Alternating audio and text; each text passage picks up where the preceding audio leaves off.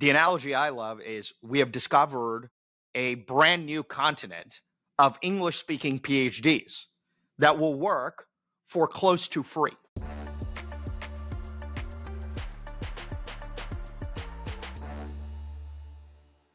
Okay, boom, we're live. Okay, hi. Hey, Raj. We've kind of gone back and forth on this episode, which is a little different than sort of what we expected to talk about. Let's call it a year ago, when we were sort of discussing the idea of coming on and having a discussion. A lot of that is just sort of germinated, I think, from the last 6 months of us talking back and forth every couple weeks about uh, just AI. Like, I don't think we have spent a single substantive discussion talking about business development on oil and gas, which is probably the primary thing we've spent time on before, or CCS, or whatever, like sort of novel energy, finance, or business development idea. I think it has all been dominated by either using AI tools or building AI tools. And so I think it made a lot of sense to have a 1 hour podcast, or whatever this looks like, to talk through that more specifically. Hopefully this will be helpful to people. And I put out a LinkedIn post to kind of summarize some of my thoughts of, two key things are the worst AI tool you will use is the one you're using today. They'll only keep getting better. And then you've said this in the past that essentially any of the time you're spending in and around this is essentially like you're an apprentice for your future self. You're only going to get better. It isn't necessarily the thing you did today, but it's really the learning and the cumulative knowledge of, like, if you aren't spending some time in and around developing AI skills, you're going to be unemployable in the future. And I think about this a lot. I've got, 3 18-year-olds all graduated from high school now and heading off to their respective colleges, and you're trying to coach them and guide them and where exactly they can, win in the future. There's a possibility that they won't need to work. But there's also like this second layer of like the minimum table stakes, using a gambling analogy. It's something that'll probably weave through this conversation, as I think gambling investing is kind of my background. You've got to have domain experience around some subject matter, and then you have to have some basic, prompting and prompt engineering capacity. And that's going to be the new minimum to even play the game. But what I think some of the most interesting conversations are like the ones that we've had, where you are very clearly trying to develop very specific agentic tools in a technical specialty that is energy, that is going to, I think, be the frontier of value creation. I've had conversations with other friends that are doing it in the investing world. I've had friends that have done it in kind of sell-side research of, it used to be cut and paste, put in Excel, generate research note, do that 12 times and get it done as quickly as possible, building tools to do that. I think these like agents that are in your domain specialty, if you know how to build and program and prompt around that, that's going to be, massively value creating. And I think the stuff you're doing, and I do want to prompt people to try to get into your workspace. I found it very helpful. So I'll put a plug in early on. That's, email Raj and get into the Sunya AI tools, because I think it will be something helpful for you. It's been helpful for me. Well, I appreciate the sponsorship there. So moving back to a point you made, which is you've got kids that are going into college and sort of figuring out what does that world look like. And I've got a couple interns, and quite frankly, I spent a lot of time talking to folks that ask the exact same question, which is I either have kids in high school, they have a certain, sort of knack for certain things, but by that point, you sort of figure out what are they good at, what are they not good at, that sort of thing. What do they have some natural keen interest in, which are generally something you're good at, right? So I think those are generally aligned. And so the question is, what does that look like? And there was like some new, like I saw a Twitter post that said something like the graduating class of Harvard is like 25%, like doesn't have a job coming out of undergrad, which is like, I guess a shockingly high number relative to historical times. And part of that is probably some sort of a view of white collar workforce is at least frozen, perhaps not sort of growing, at least at this 10 seconds in time in 2025. But a lot of it just gets attributed to AI, I think, But I think there is like sort of 3 tiers of this, which we've talked about, which is in a world in which young talent is supposed to always be considered cutting edge. So, like, if you sort of take the analogy that says, if you were recruiting at an investment bank, you're going to hire the kids at some point or another that were just more technically savvy in Excel and PowerPoint than you were over anybody else. Because there's enough of those sort of grads coming out, and it's very useful to you. It's like the most useful thing you can hire, right? And so I think the same analogy is true here, which is there's one tier, which is students that are graduating that have virtually no AI usage or skills or expertise. Yeah, those students probably in many ways become invisible to a lot of the desktop work that we're used to because they're just not as productive. The second phase is those that have clearly spent the last 2 or 3 years using all of those tools, which is actually counterintuitive because it could be kind of seen as cheating, right? Which is like, my university doesn't want me to use 4 or 5 of these AI tools in order to get my homework done better, faster, or whatever. Like, that's against university policy. But if you're hiring at every major consulting firm or every major investment bank, outside of dealing with compliance issues, would you not rather prefer the students who know how to use those tools very well and know how to prompt? Like, the answer is like sort of really obvious. So there's that.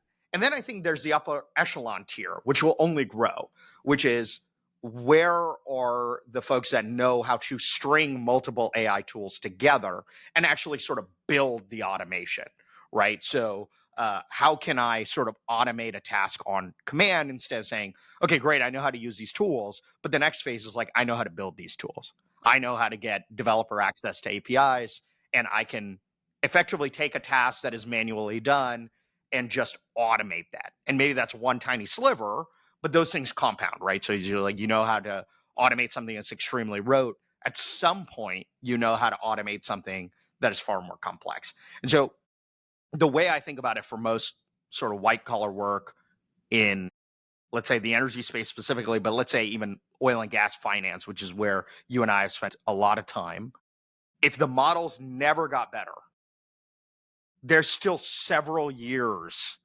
of automation is probably the better way I'd frame it than, like, overcomplicating it. Like, just automation that can be built that would make everyone's lives more productive, period. Right? That would just make the organization more productive. It would make the individuals in the organization more productive. And are the things that, quite frankly, people shouldn't be doing anyway, like very rote tasks. And on a long enough time What's horizon, interesting, yeah. Sorry, go. no, what's interesting in that, and I've talked to people in industry, is people are busy, and I think they're not making time, and then the time spent feels like, well, I'm not getting anything out of this. Yeah, And so it's an 100%. interesting, like, there's this interesting pivot point that I just want people to think about. Like, if you're not getting the results you want, change what you're doing. And like, it sounds really simple, but like, it's this like if you're doing the same thing you've always done, and you know there is a revolutionary tool that is out there, like, the defense industry is going to change dramatically, through this development. Like, you're going to see, automation, robots, drones, agentic units, driverless vehicles. Like, the rest of the world is using these tools to fundamentally change the way they work. And this was part of the point. Like, the energy industry isn't changing, and it's almost like one way to change is to go in the opposite direction of what you've been doing. Like, if you spent no time in any of these tools, spend a lot of time in it. Like, I used to say this in sales management. Like, if you're like calling people a lot and like it doesn't feel like it's making progress, well, don't call anybody. Or the opposite was frequently true. Is like, whenever the markets went bad, everybody else turtled up. So like, you go the opposite direction and make more phone calls and you get more relationships built. And so it's just like, these new steps that you're making, like going the opposite direction, may not actually result in the change that you want, but then just like keep changing, like pivot again, and then you'll find something that works. And this is that apprenticeship view of, you're an apprentice on yourself with these agents that are available for you, that I really just think, once you find something that's working, then do more of that. And I found it in evaluating data rooms, like, or comparing and contrasting data rooms. Like, there's some key metrics that we look at, I just upload a bunch of files and say, I want you to perform the role of a financial analyst and reservoir engineer and land team, evaluating, the key points. And here are the things that I'm looking for. And I've got, probably 12 prompts that are in a template of things that I've written and refined over the last 18 months, that I just apply again and again and again. And then because the tools have gotten, a higher level of tokenization and memory, they actually start developing a relationship with you, which is kind of an uncanny valley feeling. But I do think it becomes that like little piece of a tool that just makes you a little bit faster. If you want to summarize an investment banking presentation or deck, that might have taken me 20 minutes to do, and then put an email together with that. I mean, it's a 40-second exercise and then a 5-minute edit. Those are the places that, like, I think the opportunity is, of like just kind of this, like, the energy sector feels like, of the three components of AI that I put in this, like chips, code, and energy are the three components of AI. You listen to NVIDIA, you listen to Meta, you listen to Google, Microsoft, OpenAI, XAI. Like, they're all applying these tools to make their base business better, build better chips, manufacture faster, be in the position of doing things better and faster. Those are the things that I think are interesting. And I don't see that in the energy industry. I actually use Andrew Meister's tool, Tadata, to go through all the 140 transcripts that he has and ask that question of, like, how many times do you hear AI, agentic learning, machine learning actually come out of a conference call? Other than Chevron's $400 million investment in the in actually building power plants On the for power side, AI yep. Yep. on the power side, it just didn't exist. Like, it just doesn't come up. And then you apply that on the tech side, just the Mag 7, and it is like, literally over the last 8 quarters, there's hundreds and hundreds of references of how it's being deployed. And in those three components, energy is the one that I think is more capital intensive, and probably has some of the best opportunities in our entire sector. Utilities, power, oil and gas, feel like they're not building, racing, and scaling like they could be. So that's why I wanted to get on here and just kind of Yeah. preach a little bit of, like, just apply a little bit of time and energy and encourage your people to do that. And I think there will be a massive opportunity to differentiate, as individuals, and then as companies, as a whole. Well, I think it's certainly So coming, right? So if we believe right now that AI is somewhat of an infinite market, right? Which at this point, I think that's pretty apparent, which is the largest companies on the planet are not slowing down any sort of investment. They're investing more, and the number of minutes that anyone is spending, like, I think the stat was, I think average ChatGPT use daily for the average user is like something like 22 minutes. Do you think 2 years from now that your average use of any AI tool is going to be about 22 minutes? Like, it's very apparent that it's going to be a lot larger than that. In fact, it's probably going to very closely approach the number of minutes you're in front of a screen. So if you're in front of a phone, you're in front of a desktop, you sort of think about that screen time will become AI native in some capacity. Now, some of that will be like sort of still rotting on the couch looking at, Instagram reels or TikTok or whatever it is that people do to sort of entertain themselves. But the productive hours are going to become AI native, or they're going to start approaching AI native. So AI is sort of this infinite market. That's pretty much apparently seen from these big companies that are investing insane amounts of capital. Now, adjacent to that, that means that chips and digital infrastructure should be an infinite market. That's very clearly happening too, because the largest private investments are going into digital infrastructure, and the largest private investments are going into powering that digital infrastructure and chips. And that's why NVIDIA is, where it is in terms of valuation. Okay. If that's true, that should imply that energy, and specifically power, should also become an infinite market, right? Because in order to power those two things that I just described, we're going to need an abundant amount of energy. Now, that narrative has been shared. The narrative around saying there's going to be an insane amount of nat gas demand, an insane amount of power demand, an insane amount of energy demand is very clear, because that sounds really good in terms of like, sort of a conference call reason to be bullish. Yes. Okay, that's true. Now, what is the second order impact of that? Well, there's an extreme amount of demand, which means at some point or another, maybe we should see a price signal. But that price signal also means we need a lot more resources. So that means that over time, we need to develop energy better, faster, stronger. If that is the bottleneck for super intelligence, which the largest companies on the planet, the largest governments on the planet are looking to invest in, and energy is somehow that bottleneck, that means we're going to need a lot more of it. And right now, every single AI research lab, every single big tech company is leveraging AI in order to get better. Those companies they force their engineers and their researchers to use these tools all day, every day to do their job better. NVIDIA has an army of agents that work 24/7 in order for them to do research on how they should develop the next generation of chips. That accelerates their speed to market on developing the next sort of version. And so, I think the question we ask is, where is that currently in the energy space? Where is it in the oil and gas space? Yeah. Where is it in the renewable space? Where is it in any sort of carbon reduction space? Those things are still very early, right? There's going to be a giant market for this. There should be, in theory, hundreds of startups spending time at this intersection, because there's hundreds of startups spending time at the intersection for the other two markets I described. And if this is the bottleneck in order for us to get better AI, we have a problem, right? Because this is ultimately a flywheel, right? AI is using AI to build better AI, great, which requires better chips. Those companies are using AI to build better chips, which need more power. Where is the AI to develop more power? And ultimately, that's a bottleneck to us having, better AI or super intelligence. And I think that's becoming somewhat more and more understood.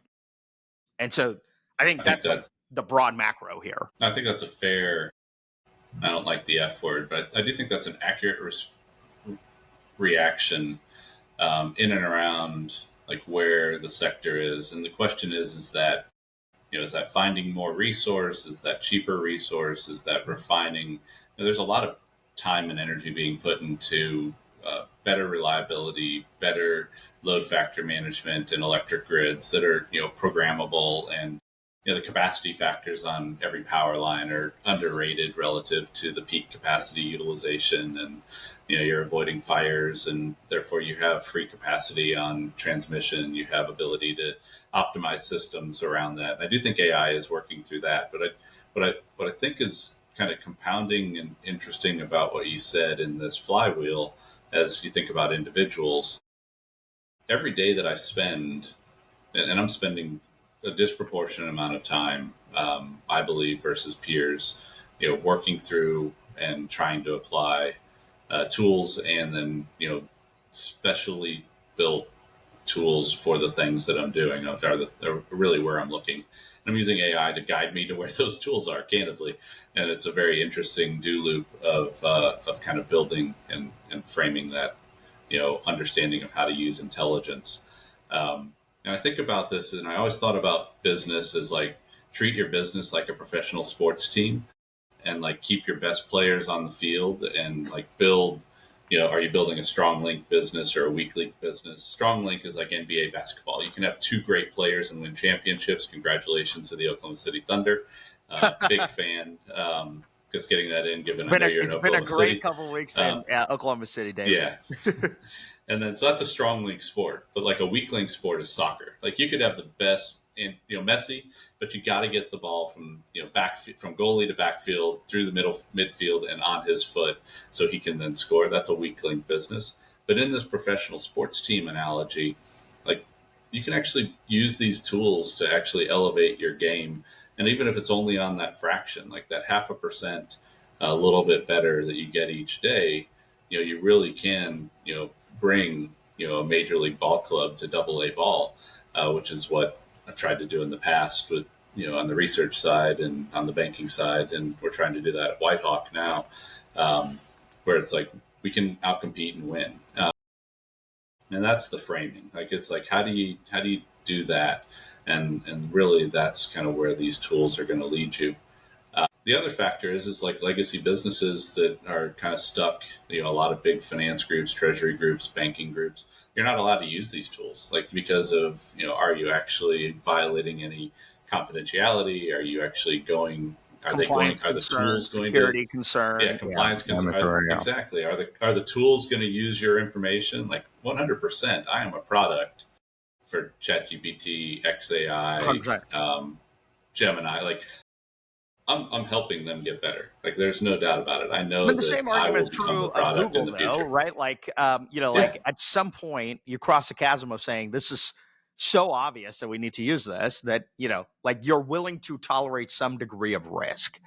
No decision here in a corporate environment comes without some version of risk. The risk we're talking about here is kind of minute, right? It just, from my perspective, let's sort of play this out. The analogy I love is we have discovered a brand new continent of English speaking PhDs that will work for close to free. And so, on the question of what does it mean for energy, is to say, okay, great, there's this unlimited labor force effectively available to you. If you gave let's just say, particularly upstream oil and gas, if I gave every US independent an army of interns for every senior executive, for every vice president sitting underneath that, and for, let's say, every staff level engineer, and I ignored everybody else, and I'm just talking about the office, would you not be able to get things done better and faster and cheaper? And the answer is almost unequivocally yes, because there's some degree of productivity of things that you would do that would move you closer to the goal line of whatever you're trying to accomplish if I gave you free labor. Now, if I specialize that free labor and it works 24/7 on demand, what does that mean, right? And so I think all paths sort of lead, if we talk about that loop that I described, to developing more resource at a lower cost. So it's sort of antithetical to Yeah. the resource hierarchy, right? It's kind of, so interesting. Yeah. Like, there's two thoughts that pop into my head simultaneously, and I'm going to try to not lose our audience, but one is you listen to the CEO of Google. They've got 10,000 engineers, and AI is making their existing workforce at least 10% more efficient. 100%. It's 1,000 engineers. Like, right. That's more engineers than most energy companies employ in total, and they're just 10% more efficient today. Always remember this: the AI tool you're using today is the worst one you will ever use in your life. Like, it will be better tomorrow, and then it'll be better again. And if you're using it, you will just continue to exceed, and people won't catch you. The counterpoint to that is, I don't know if you've ever heard that there's a study on how information impacts investment decisions. It was a 1974 study by Paul Slovic on information and decision making. Have you ever heard about it? No. And so this was an interesting case study of, he took 8 professional horse handicappers and asked the question of, I want you to predict and understand how you predict the winners of races. And so in round 1, he asked all 8 of them, what 5 pieces of information would you want? And each one had different information. Like, I want to know how many races that jockey has ridden on this horse. What's the weather? What's the weight? Like, different factors. Like, these information is, and there happened to be 10 horses in each race. So, like, blind chance, if you and I went out there, we'd get 10% correct. And so round 1, 5 pieces of information, they got a 17% accuracy, which is actually remarkable, like being that much better than blind luck. And then he asked a second question that's the most important part. What's your confidence in your prediction? And they were 19% confident. And so their accuracy and their confidence, like the size of the bet they would place, was actually right. So the information, 5 pieces, gave them a relatively aligned accuracy and confidence. Round 2 gave them 10 pieces of information. Round 3 gave them 20. And in round 4 gave them 40 pieces of information. What was so telling about getting more information, which is what AI is doing. AI is like, effectively, the entire world of information is now available to you if you ask the right questions, and that you get in the right tools that have subject matter expertise. So you have all the information in the world. the issue with these 8 professional horse handicappers were, with more and more information, their accuracy stayed at 17%. But what do you think their confidence did? So went even lower, or do you think No, went their higher? confidence went to 35%. Okay, So their willingness of, I've got now 40 pieces of information, I've got it just 8 makes it times the greater amount. to I make should that. Yeah, it, and so then they made bets that were way larger than what they should have relative to their confidence. yeah, And so there's this like interesting, case study of like, as you use these tools, like, are you actually asking the questions to confirm and not confirm? Because additional information, we have a confirmation bias in human yeah, nature, and 100%. these tools are sycophantic. Like, they're 100% wanting to make you happy and lead down that path. But additional information that conflicts with what our predetermined bias was, we tend to discount and ignore. And these tools, I think, are almost resulting in that same, they confirm, we attach, and we like, as we get more information that confirms our outcome, our confidence goes up, just like those 8 professional horse pickers did. And we end up having this confirmation bias. And so there's this like interesting set of prompts that I've been using, which is like, ask the confirmation and ask the alternative, and like actually go through and build the tool where it's almost like a consultant that is, one that's playing, the Yes. good cop and one that's playing the bad cop around any decision, and steel manning through those. But I think there is this like interesting, kind of case study back to 1974 that people should read, this Paul Slovic study. And we used it a lot because, in the investing world, there's always this, you get an MBA and a business degree, more information is better. Like, you can form your opinion of the world better if you have more information. And sadly, I don't actually believe that makes you right. I No, I always don't think it think it's does. interesting. I think there is, like it's interesting, right? Like it depends what you're solving for. If your opinion is you want to solve for trying to make the best decision possible with the information available, that's a very different exercise than the point you brought up, which is confirmation bias. And I would make the argument that in most of what happens in the resource industry, there is a decision that is made, and most things need to sort of just generate analysis that confirms that viewpoint. And the entire ecosystem is sort of structured around that, whether that's the investment side of it, whether that's the banking side of it, or whether that's the corp dev and the executive and the board side of it. And so I'd love to believe that everyone's, sort of a rational actor, but I think there's been enough to suggest that that's not true. Most people just make the decision and are looking for some sort of reinforcement of that. Well, if that's true, and ultimately I'm telling you there's a criterion that is higher order than that, which is you need abundance. And so that means my speed to making that decision and to sort of conducting that transaction. And, if the decision is I want to move rigs on, I need to move that faster. If that is the argument, these tools are incredibly helpful in sort of speeding that up. But I also think there's another element to this, which is I think you sort of need to bucket the world into 2 different tasks. And one is a black and white area, and one is a gray area. And I think 90% of things sit in the gray area. So the black and white area is, do I have something where I have an extremely clear idea of what is right and what is wrong? And so what is right and what is wrong is, a great example of this is chess. And so for when we originally got computers involved in chess, there was a period of time where a human plus the computer would beat the computer alone. But then that was a temporary phenomena. Then the computer just got better. And now, like, you can take a world champion like Magnus Carlsen or whatever, and like, he can't beat an iPhone because, like, it is just a game in which there is a right answer and there is a wrong answer.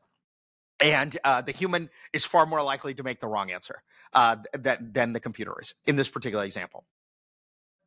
In corporate decision making, that requires some level of human judgment, like 99% of the value is not working off of perfect information on what is right and what is wrong. 99% of the time requires a lot of human judgment. Maybe not the total number of tasks might not be 99%, but the value is sitting in that sort of gray. And so, what does that mean? Is we should sort of really deeply focus on the intersection between where is there human judgment and where can AI sort of help uh, the human make a better decision, right? Like, which is what you described, right? How do you get more information? How do you increase the confidence level? How do you find the pitfalls? How do you sort of help human judgment? How do you have 1,000 people to bounce ideas off of when making your decision, and then make your decision faster because there was no bottleneck to getting the information that you were waiting on, right? Um, I Yeah. think that's where I'm spending an insane amount of time, right? Is Yeah. I think human bluffing. the agent, yeah, I think that's where, um, again, I just keep thinking about it, like, if you're getting results that you want, like, keep doing that. Like, so this is, but in those like little nuances of like, man, that task, converting from PHDUN to Aries, that took me, and then tying every line, like that took too long. Well, if you could figure out a way to automate that, is there a process that would save you and multiply, not just on that task, but everything else? And it kind of reminds me again of this table stakes analogy of like in the 90s and 2000s, like really knowing how to cut, paste, use Excel. Like that was the financing world. Like you get into data management, drilling info comes out, we're doing type curves, we're building stacks of 3P potential, understanding, type resources, and then shale, and then oil shales, and then inventory. And that was kind of the game. Then it became macro driven, doing your own programming, kind of being able to pull information. Like that was the 2010s of like kind of the world of, culling more and more together. Now I think you're right. Like it is this like ability to build that little agent for the smallest sliver of a task, and then go down the path of, do that again and again, and make yourself more efficient. But you got to have the willingness to invest the time to really, most of those times it's not going to be that value added. And it's this interesting thing. Like if you want to learn how to use these tools, there's a Rudyard Kipling quote that I maybe I'm being too esoteric, but like if you didn't get what you want, it's a sign that you, one, didn't really want it, or you tried to bargain over the price. And bargaining over the price, maybe time invested, maybe money invested. There are two. Really, time is the most valuable thing we have. But like, you either didn't really want to do it, or you're trying to bargain. There's another quote by Amelia Earhart that's like, the most difficult thing is the decision to act, and then the rest is merely tenacity. I find many people fail on a lack of tenacity. It's like, I Yep. say I want to work out every day. I want to be thinner. Like I don't want to, it's this like tenacity and attention to tenacity is like, it's dangerous because, you can 100%. get, a little too captured by achievement or achieving goals, and like close to obstinate focus towards those goals or achievements. Like there is this, like, that might not be the right outcome. But it then gets back into my first statement. Like, if you're not getting the results you want, then change. Like, do something different. Keep pivoting. Like there is a degree of like, if you really want something, it's a sign that you want it, and just keep working towards that with tenacity. And that's where deploying these tools and kind of using them and thinking about it can make the energy sector and really your life just better. And so it's this interesting, like, we're getting a little, maybe getting a little philosophical in lessons, but I don't think there's a way to spend too little time trying to learn and improve yourself. Like that's No. probably the message to anybody going, like, you're going to college. There's a degree of, you go to college mainly because it signals to the world that you have the tenacity to go to do something for a certain amount of time and come out with an outcome. You know, two of my kids are going into engineering, one's going into business. I tend to think engineering, teaches you a framework of how to think. The only other degree that teaches you that is law, Hmm. where it's like framing of how to solve problems, how to communicate, how to think. I think business is like sales. Like, how do you sell yourself? How do you develop 100%. relationships? Like, what's your individual network? And Raj, you do a great job at that. By the way, I do think that is a like that kind of network, and like selling yourself, like building those relationships, framing how to think. really that's what these tools are. They can be a cyborg on your shoulder that can help you. If you already know how to think through something, they will just make you better at kind of drilling through and asking yourself the right questions, and then just getting better. Well, on a long enough time Yeah, so we horizon, I kind of think went it down that helps path. Yeah. deliver utility, right? So it's like if you're an individual who leverages this, you're going to generate more productivity. That productivity, in theory, should generate utility to your fellow human, right? Like, and that like is a very positive thing, right? I think that's like the same argument um, around.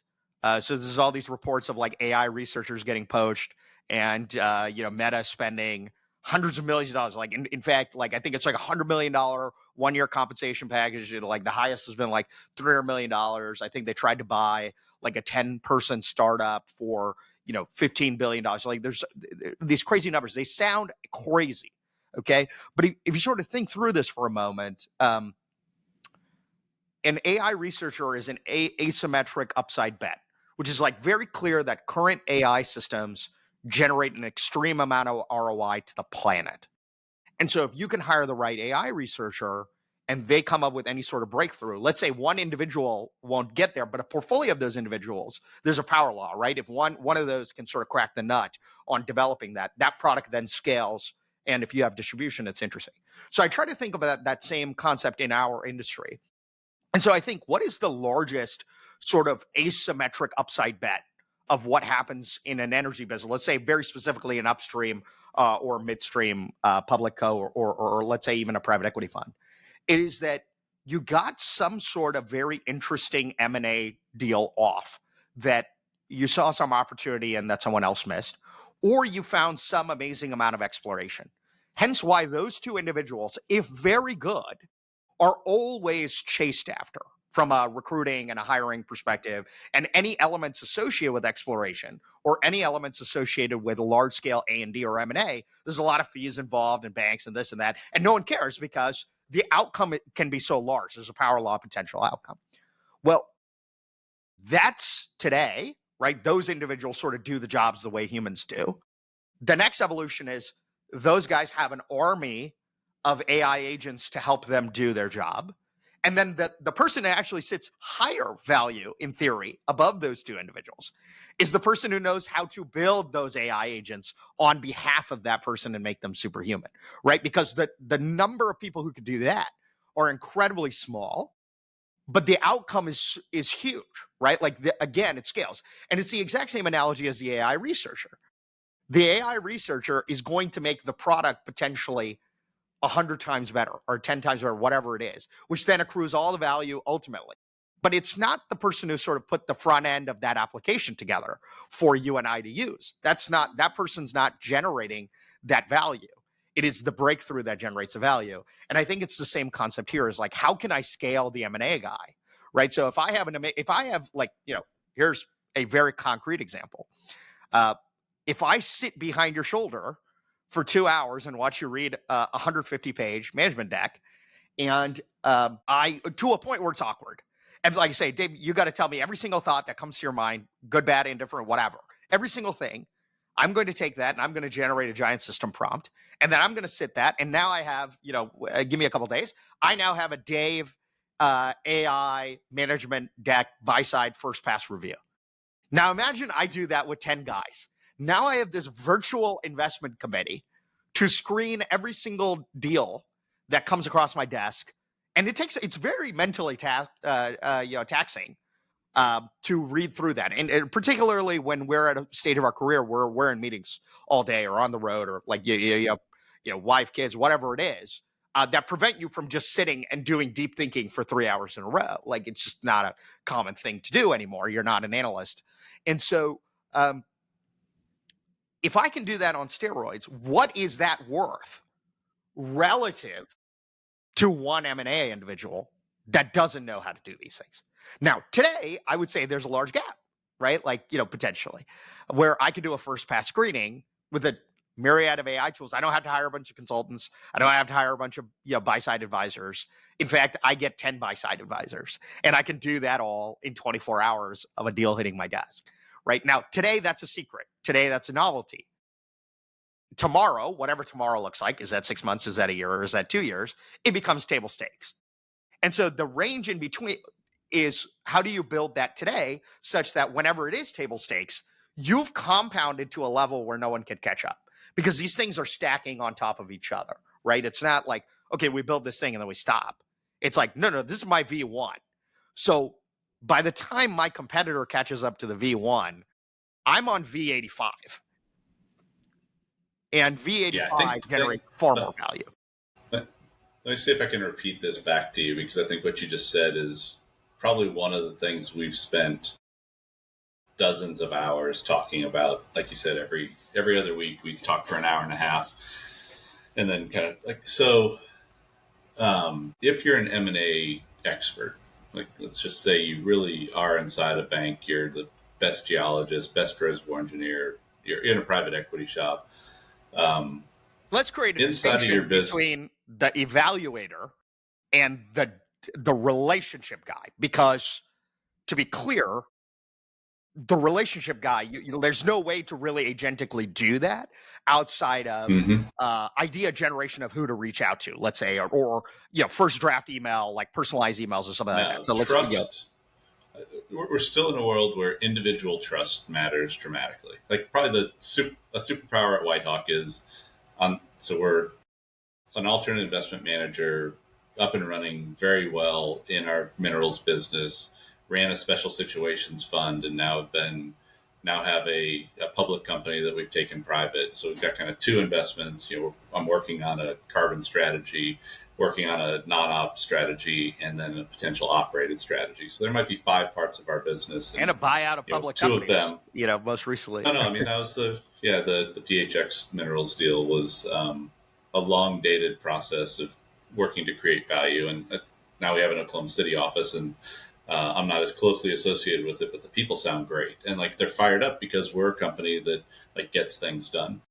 Where I was going with that is like those relationships and that trust is something that our investors have, and we close deals.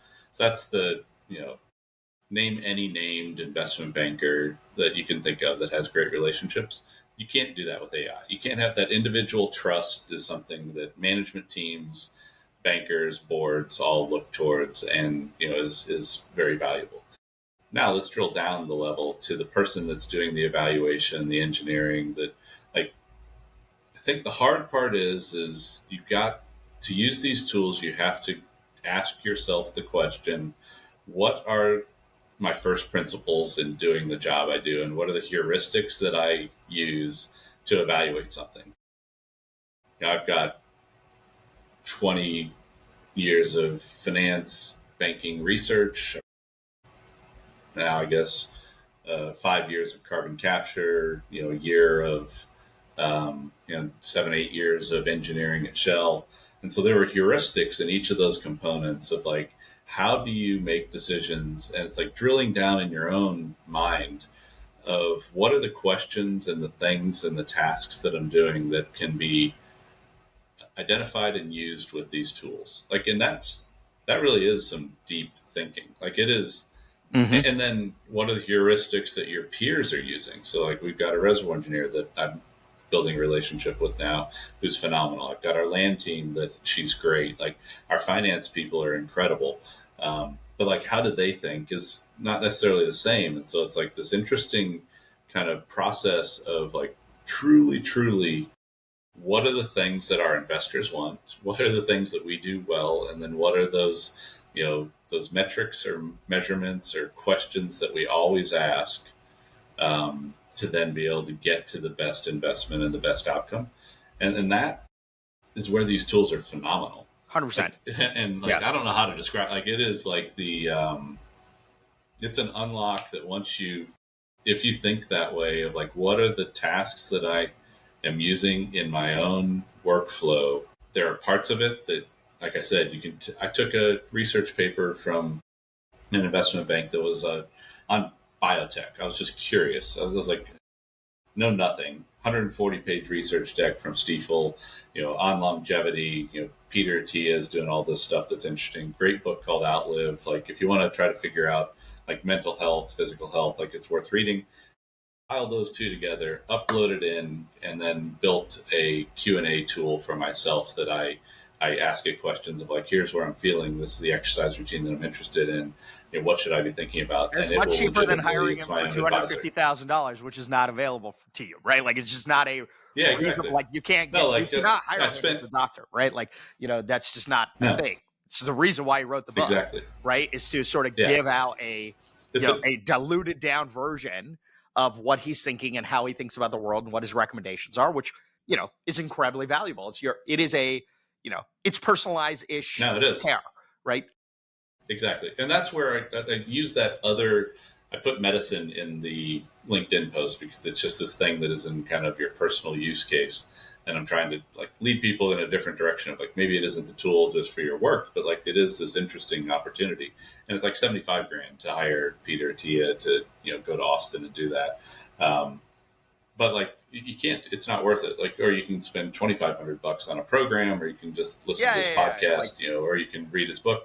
But like there's like that information is available, and you can build kind of 100%. a an opportunity set. And like, so once you do those heuristics in the job you do, you then have kind of a mimicking of yourself. And then as you apply those tools on specific tasks, given the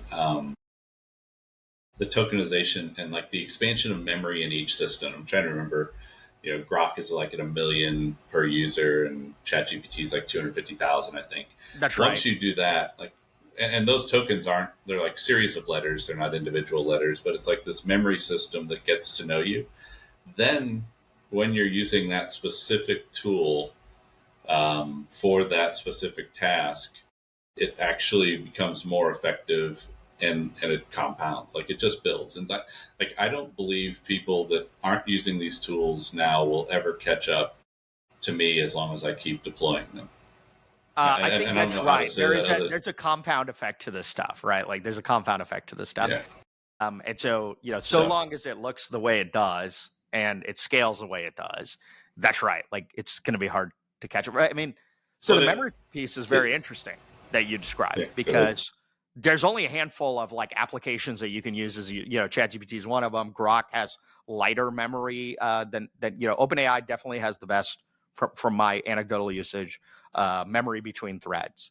And that is a very interesting unlock. And because the reason why is the way our stuff works and the way most AI tools work is the memory between threads is not there. The user personalization and understanding is not there. I'll give you an example of this. There's that Adam Sandler movie where every day he wakes up and he doesn't have any memory of the prior day. Like he has memory up to a certain point, and then he like just doesn't remember, and then It's that day is over.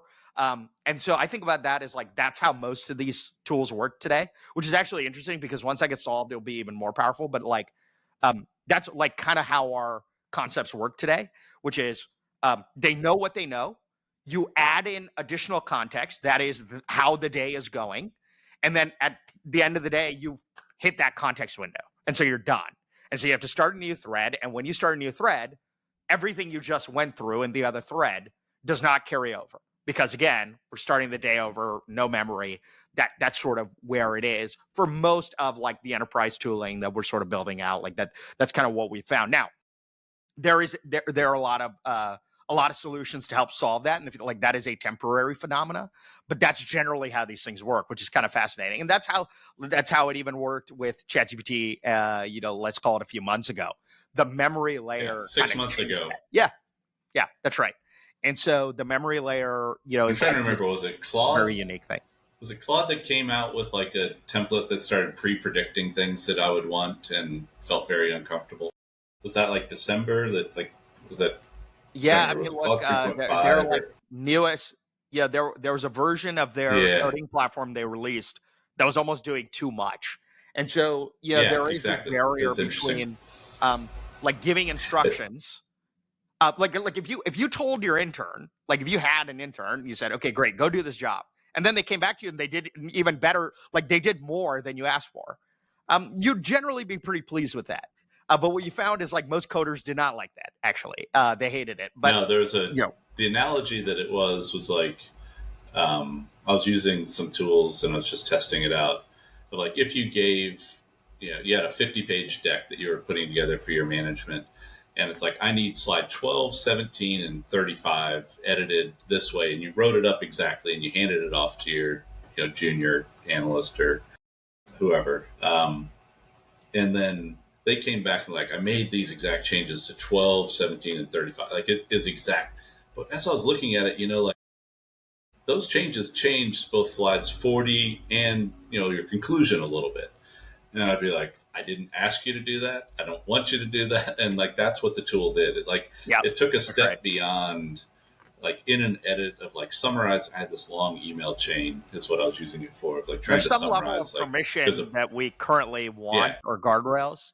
Um, and it's but I interesting. think that changes over time. Like as you develop trust in capability, I think that changes over time. So, like here's a more like concrete example of where I think these things sort of go, which is if you hired a first year investment banking analyst for every single one of your senior executives, to like they just shadow around whoever that person is, you would unequivocally say at the end of that year, they would pick up understanding how that senior executive thinks about certain things. What do they like? What do they not like? Where is their decision-making framework? Forget about all the human stuff.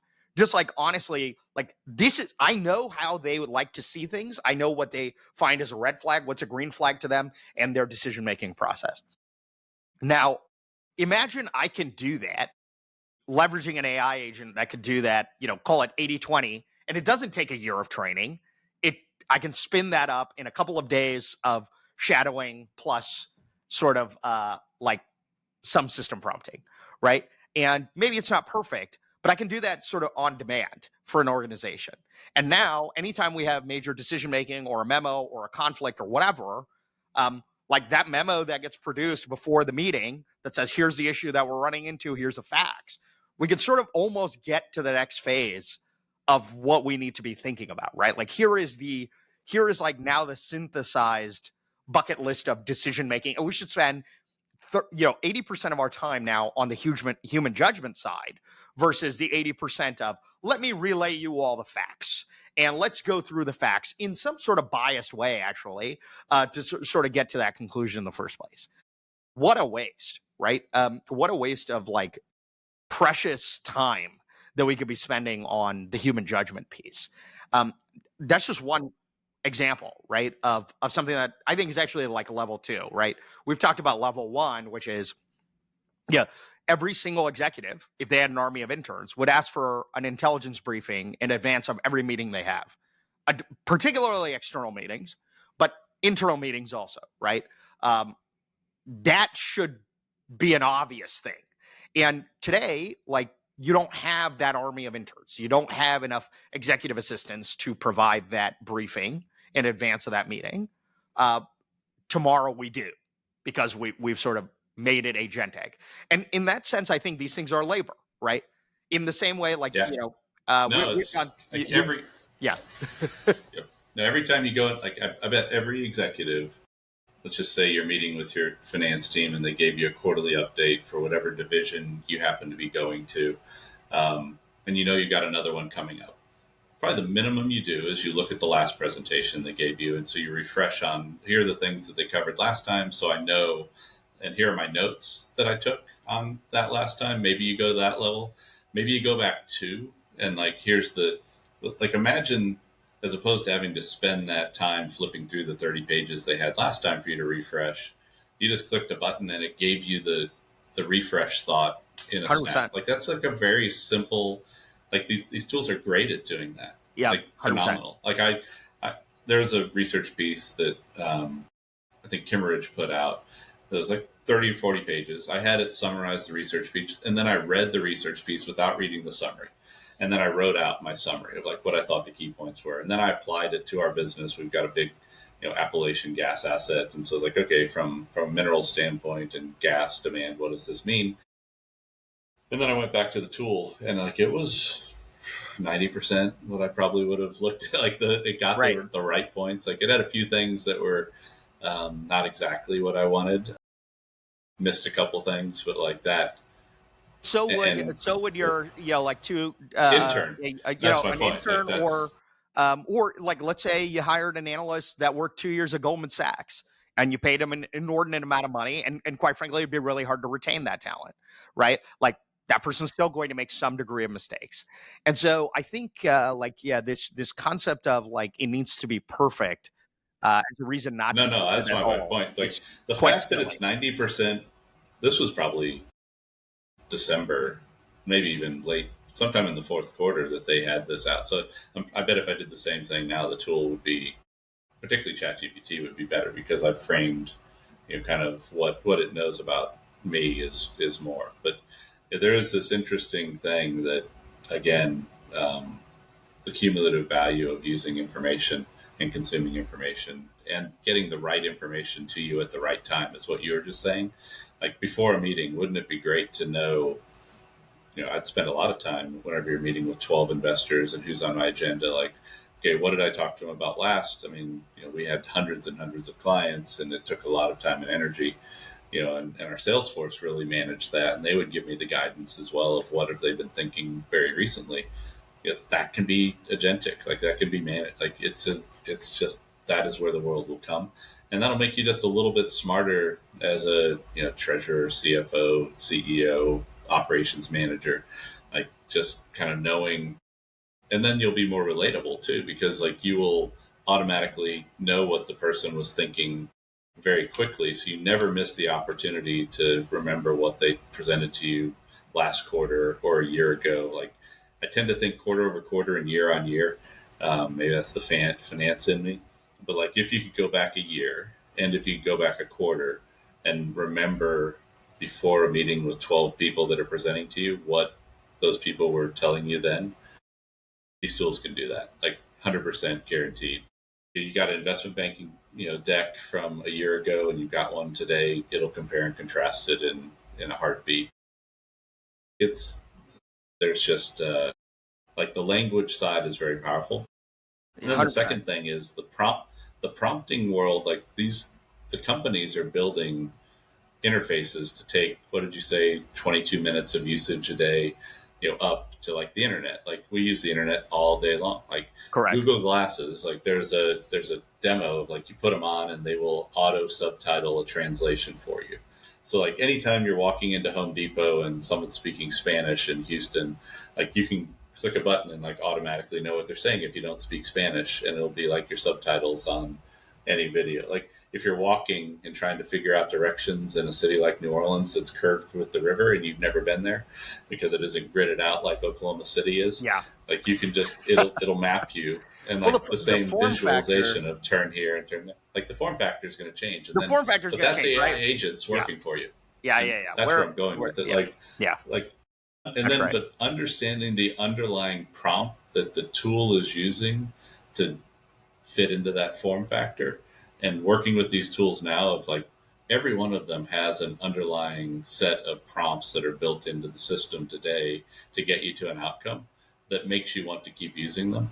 And as you use them, you'll start understanding what those prompts are. I don't know, maybe you could talk about this a little Yeah. bit, Yeah. Raj, Yeah. because I Look, think as you're building out the tools, it might be something that'd be interesting to people, because like framing how your relationship with the tool is working is different because of knowing how they're, either it's the reinforcement learning with direct human feedback or the tool training on itself. But there is an underlying prompt in every tool yep. that Well, that I think I is think some of useful this is a concept. little counterintuitive. Okay, so I think if you like look at popular narrative, I think if you think like I think most people think, oh, this will help junior guys get more work done. Okay, great. Like that's sort of the general narrative. And I actually have a very completely different take on this, which is like we can spend a lot of time automating a lot of that work and making it better.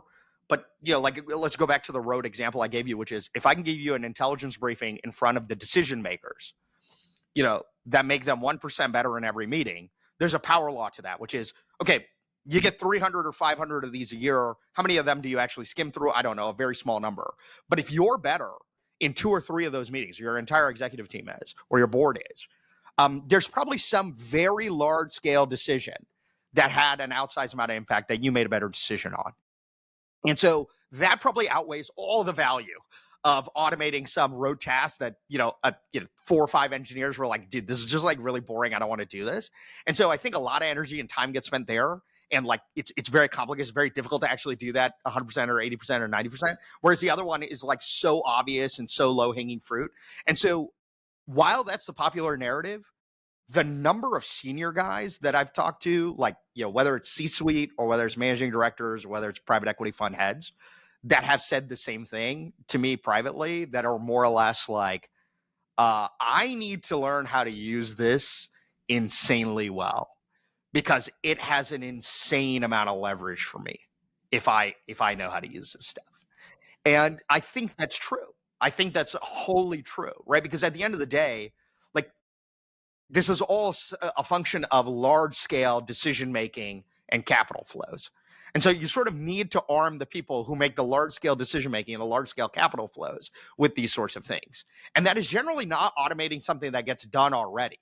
It's automating some new activity that if they had an army of people that had resources, that they would do, but they don't have that. They're already resource constrained, right? Like, I've yet to meet a lot of senior guys that say there are 15 things I'd love to get done, but they're getting done already. Like, that's not true. It's like there are 15 things that I'd love to get done, but I don't have the bandwidth or the people to do it. So like, they just get rejected, right? And so like, and you can debate whether or not they should have those things, which is that's where we've historically been at, is like, don't send the junior guy the request to do something at 9:30 p.m. That sounds like nice in theory, and like I'm sure I'm going to catch a lot of heat around that. But like, and like, put aside the fact that 10 years ago that weren't the case. Like 9:30, it doesn't matter what time it is. Like, that request needed to be done.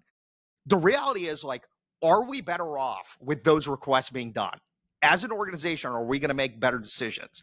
Is the time trade-off of that junior person doing work from 9:30 to midnight and sending it to a CEO who's going to review it before their 6 a.m. call or breakfast, what's at somewhere where they're trying to like lead to some decision making, is that beneficial? And the answer is, yeah, it's probably beneficial. Maybe that individual one is not ROI positive, but if you do 300 of those, it certainly is. So, if it's not getting done today, it should be done. And AI, sort of agents or whatever, like the sort of blanket term we're using, enable you to go do that and set that sort of automation up very, very quickly, Yeah. and for effectively free, or as close to free as possible. I think that the power law, like management, the best people in companies are playing a strong link sport. And again, strongest link is like there's a few key people that if you can make them better, that top 1%, the $100 million person, the explorationist that discovered something, like you've all met, like, and you know who those people are, and it's not always your C-suite. Like, but if you can figure out a way to, like you said, in the 300 days they work a year, just improve them a little bit, that compounds, and that's where the opportunity set is. And then there's the smaller compounding. We've talked about this a lot, of you're going to replace the junior workforce. 100%. I was like, well, maybe, like possibly. But there's or also the like workforce can put probably out at a window of 10 times the amount of work, right? 10 times the work. Yeah. That's the Googleism. Like Google Yeah. isn't firing the 1,000 engineers because they're 10% better. They're getting 11,000 engineers of work out of 10,000 engineers today. Well, So how that's else are you the going to other reduce frame. costs, right? Like, if we need more resources, and we need those resources to be abundant, and we need to reduce the cost of finding and extracting those resources, let's say very specifically on oil and gas, finding and extracting natural gas, let's say, that means same number of people, more output, right? Like I produce more nat gas, let's say, in a very, prime example for a natural gas company, with the same number of people. How do we do that? How is that human? Like, if today the leverage of scale has been human talent, and human talent costs X, the future state is, in the same way we have a recruiting and an HR department that manage talent, we will have a AI department. We will have a chief AI strategy person, and they will be a strategist, but they will also be a manager of AI talent, in the same way that you have some, equivalent of someone who is managing and recruiting really good talent. And Well, so, I think the other, like the decision making, like if you're making a massive like if you improve your capital allocation just a little bit, because this is a capital intensive industry, it's not really a labor industry. So like whenever you frame that decision making, concept of like, if you're evaluating 100 deals a year and you do one, but that one is slightly better, or you do two. Like let's just say you double your capacity, where you get two deals done. Like you frequently hear this comment of like, I don't understand why this isn't happening. Like that, why are energy stocks underperforming? Like I don't understand. Like you read on Twitter, it's like, man, oil. Why is oil going down? Like, and all that is like the information framing of all the experts are wrong, and their explanation for the world is wrong. Not that the market is wrong. And so, like, whenever you read any trend is happening and any of the experts are saying something like, why is this happening and that should be doing this, like, that trend is going to continue. Like, that's just a lesson in expertise where the macro framing of the information they processed to explain the world was wrong. What I can tell you in the AI world and in energy in particular is the frontier of value creation is like making your capital allocation decision just a little bit better. And it's not on every 300. It's like it's this cumulative compounding effect that then happens, day in, day out, quarter in, quarter out. And you'll ask better questions. You'll have better answers. You'll frame things just a little bit better. And like that little bit better is really where I think the opportunity is. And I don't, I mean, it's a simple world. Like it's what's your cost to find, develop, and produce, energy, and that's all we're solving for. And then what's your reliability factor around that energy? And it's got to be 99 with three nines. And so that means mhm. minutes of downtime. And then there's this like fundamental question of like, if you're feeding this unlimited future demand for intelligence, like why wouldn't intelligence compound? Why wouldn't knowledge consumption compound? Why wouldn't that continue? You're having the largest companies in the world spending billions of dollars around this exponential compounding. It's an existential 100%. risk and existence for each of these companies. Like they see it as existential. Zuck's probably in his 40s. He's got 20 100%. years of time frame. Like they're like it, and so like they see it as existential. Like they will not survive if they don't have these tools and the capacity to do these things in and around the world. It's not I just the never hear companies who that find it from existential, by energy. the way, either, right? Like you sort of take it more like sort of global macro. China has a couple of companies that have Yeah, released open governments. source Sure. models. Those are more or less funded by their government, and they are building an insane amount of energy capacity and an insane amount of digital infrastructure to support those models. And they've given them away. They've given them away, which is not something many U.S. companies have done. Outside of Zuck and Facebook and Meta, and so there's an arms race for super intelligence. And to me, right now, one of the biggest bottlenecks is going to be energy. I think that narrative has been understood. Now the question is, what are we going to do about it? So part of that is like, okay, are we going to get into the power business? Okay, great, but like, maybe not every energy company is going to get into the power business. But every energy company is going to get into the AI workflow business. That much is obvious because every other industry is going to get in the AI workflow business. And those are Yeah, industries you've that been may not drug even in. be growing. Like the three legs of the stool, they have to have energy, they have to have chips, and they are coding.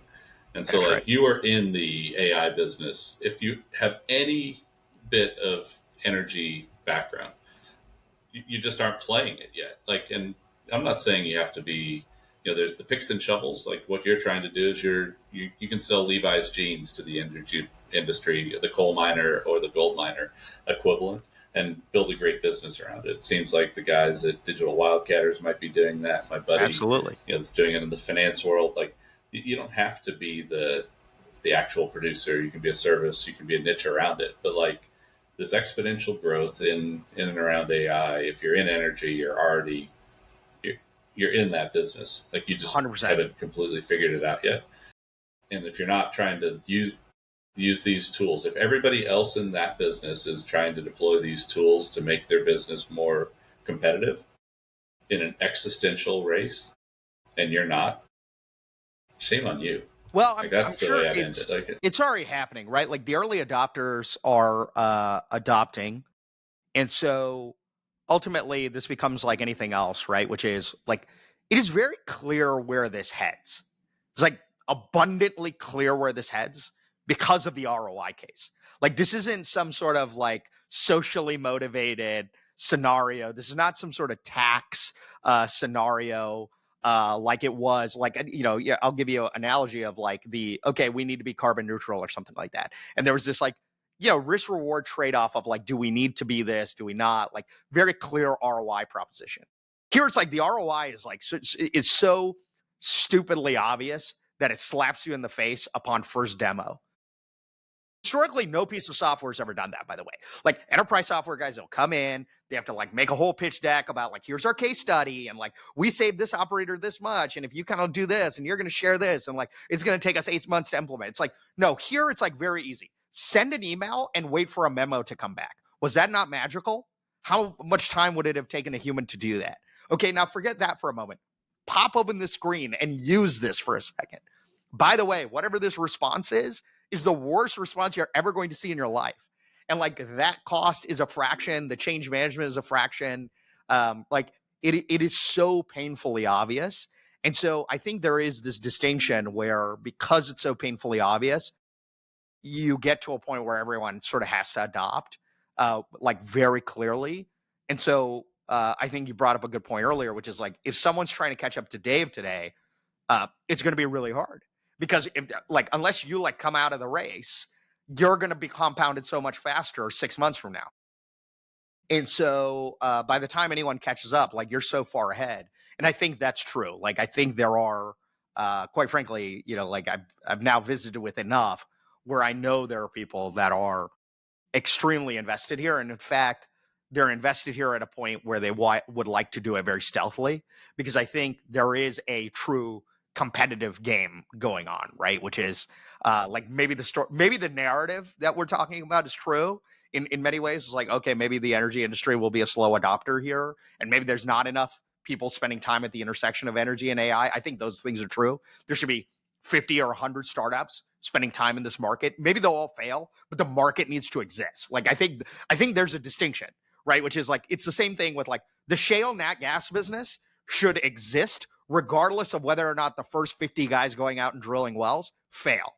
Like it was unequivocally a needed market, a good market that delivered more outsized value to either, you know, maybe not shareholders occasionally, but like, you know, to the world.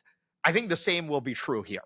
The same will be true here. So, you know, put aside any individual team working on it. I think the market will be there, and maybe yeah. we'll So I fail on them. guess if you made it an hour and 13 minutes into this rambling discussion and you're interested, drop Raj a note. We'd be happy to talk to individuals. Like I'm curious what the feedback would be, and if you feel like you're leading, lagging, I do think there is this um, convergence and opportunity. I think Raj, you're doing a lot of service around this.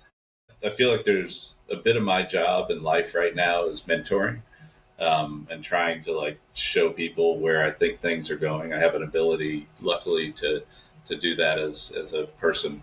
And so I'm happy to spend the time talking to people about this and spending time with like here examples of a few templates I've built, you know, personally, professionally, that I think could be helpful.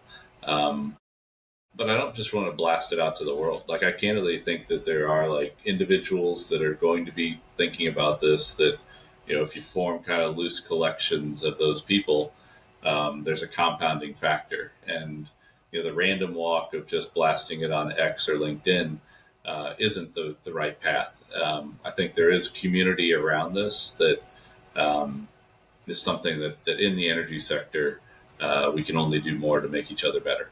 And I And so think a building version a of that little will bit of happen community internally, around it right? is something helpful. I Mm-hmm. think a version of that will happen internally. Today we are in a single player game on AI. Like it's like Dave asks a question, he gets a response back. You know, like I ask a question, I get a response back. Great. What is single player will be more fun multiplayer, right? Like Mario Kart is more fun being Yeah. played as like not just you and the computer, but like you versus your friends. Okay, I think the same will happen, and it will certainly happen in an enterprise setting, right? Because so much of what you do is not individual contributor work. In fact, it's immediately collaborative. And so I'm spending a lot of time thinking about that, like how does that work mechanically? But like, it's going to happen. Like, I don't know how long it'll take, but like it will happen that these things become, quite frankly, very collaborative. Um, and whatever you see that is single player today will become multiplayer. Whatever is a one-on-one message will become a thread. Like that is just how these things go. And like that is probably better for productivity as well, right? Why would you want to copy and paste a response and email it to somebody else when they can just be in the chat? And that's kind of like where this heads. Cool. Raj, thanks for setting this up. Look forward to talking more in a couple of weeks, and have a Absolutely. great 4th of July weekend. Yeah. All right. You too. All right. Talk to you Catch you later. soon. Take care. Bye. Bye.